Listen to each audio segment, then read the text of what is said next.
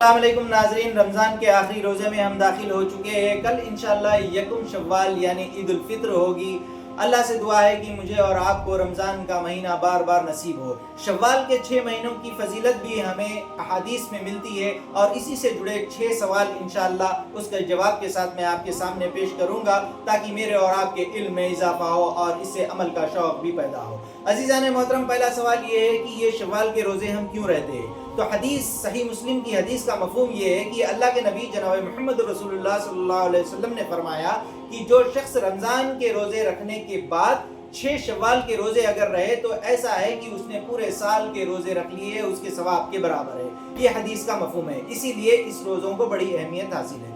دوسرا سوال یہ ہے کہ کیا یہ روزے عید کے فوری بعد رکھنا ضروری ہے؟ نہیں، ایسا ضروری نہیں ہے، کیونکہ حدیث میں پورے مہینے کا ذکر ہے، اسی لیے کبھی بھی آپ شوال کے مہینے میں رہ سکتے ہیں۔ تیسرا سوال یہ ہے کہ کیا مسلسل کنٹینیو رکھنا ہے بنا گیپ کے، ریگولرلی کنٹینیوسلی؟ نہیں، ایسا بھی نہیں ہے، کیونکہ پورے مہینے کا اس میں ذکر ملتا ہے، آپ چھوڑ پکڑ کر کے بھی 6 روزے پورے کر سکتے ہیں۔ چوتھا بڑا ہی اہم سوال ہے، ہماری ماں بہنیں کسی وجہ سے روزے نہیں رکھ پاتی رمضان میں، تو وہ قضا روزے پہلے رہیں گے یا پھر شوال کے 6 روزے رہیں گے پہلے؟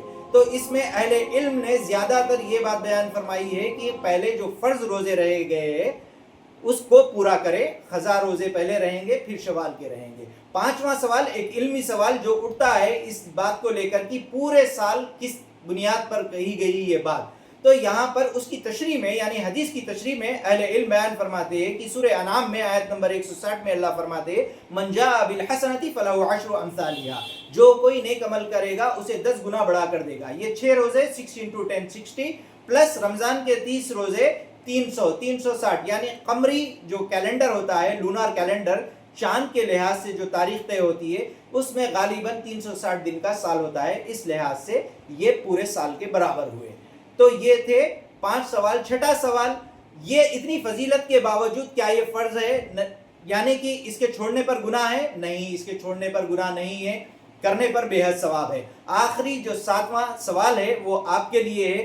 احکام خمسہ میں میں نے اعمال یا عبادت کی کیٹیگری بتائی تھی، اب اس لحاظ سے یہ کس کیٹیگری میں فال ہوتا ہے؟ فرض میں، مستحب، مباح، حرام، مکروہ، جو 5 کیٹیگری بتائی تھی، یہ شوال کا روزہ کس کیٹیگری میں فال ہوتا ہے؟ کمنٹ میں جواب دیجئے۔ اسی طریقے کے ویڈیوز اگر آپ کو دیکھنے ہیں تو لائک، شیئر اور سبسکرائب کیجئے۔ دکن قرآنی دروس چینل پر دیکھ سکتے ہیں آپ۔ اجازت دیجئے، اسی طریقے کے انفارمیٹیو ویڈیو کے ساتھ میں آپ کی خدمت میں پھر حاضر ہوں گا۔ جزاک اللہ خیر، السلام علیکم۔